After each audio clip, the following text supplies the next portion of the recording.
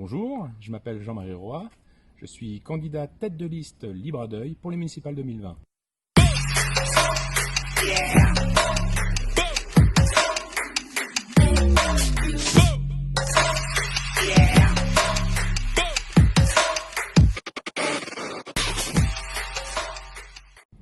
J'ai 43 ans, j'habite Deuil-la-Barre depuis 2004. Avec ma compagne, nous sommes à la tête d'une belle famille recomposée de 4 enfants et nous attendons un petit bébé pour la fin de l'année. Je travaille dans un grand groupe automobile depuis plus de 25 ans en tant qu'ingénieur mécanique. Je suis également responsable syndical. Mon rôle, c'est d'accompagner les salariés, d'être à leur écoute au quotidien pour défendre leurs intérêts. Mes valeurs se résument en 3 mots. La loyauté, la probité et l'équité. J'aime travailler en équipe, je suis un homme de décision, je fédère autour de moi des gens compétents pour arriver à coup sûr à atteindre les objectifs que nous nous sommes fixés. Je suis un homme aussi d'anticipation. Pour faire face à des situations telles que la crise sanitaire que nous vivons depuis le mois de mars, je préfère être dans l'action que la réaction.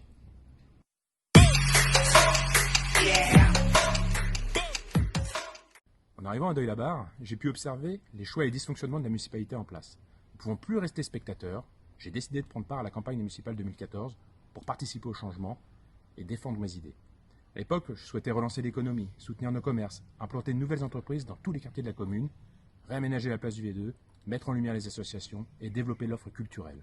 Aujourd'hui, c'est toujours ma volonté. Comme vous le savez, le maire de l'époque, Jean-Claude Noyer, avec lequel je me suis engagé pour mener cette campagne, a subi la trahison de 13 de ses élus, dont Mme Scollan. Cette dernière a remporté les élections de 2014. S'amorcent alors 6 nouvelles années d'observation, de participation aux diverses manifestations, les conseils municipaux et un travail de fond avec 2 des élus d'opposition, Audrey Guilbeault et Anne-Gaëlle Merten, qui sont aujourd'hui colistières de Libre à Deuil. Aujourd'hui, après la mandature de Mme Scollan, le constat est sans appel. Deuil est asphyxié, financièrement malade, les choix et les orientations budgétaires totalement incohérentes avec les besoins et les attentes des Deuillois. Notre ville est tombée dans une non-attractivité, nos commerces meurent et les services offerts aux Deuillois se sont considérablement dégradés. Désigné tête de liste par mes colistiers de la première heure, il me tient à cœur de mener un mandat à l'image de notre campagne, dans la sincérité, la probité, sur le terrain et à l'écoute des Deuillois. Je mettrai un point d'honneur à toujours donner suite à chacune des suggestions, propositions et demandes qui nous sera soumise. Je m'engage à rendre Deuil-la-Barre plus attractive et dynamique, à renouveler l'action municipale, à apporter la tranquillité légitime pour chaque Deuillois, à faire de Deuil-la-Barre une ville référente dans le Val d'Oise en termes de propreté, de respect de l'environnement, de santé, de solidarité, à l'image de Libre à Deuil. Deuil-la-Barre sera une locomotive, actrice de son destin.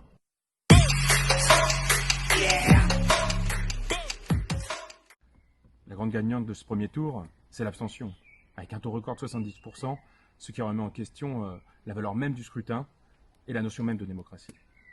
Il faut bien comprendre que près de 10 000 Deuillois sur 14 500 inscrits n'ont pas voté le 15 mars dernier. En pleine crise sanitaire, on les comprend. Néanmoins, un message très clair est sorti de ce scrutin.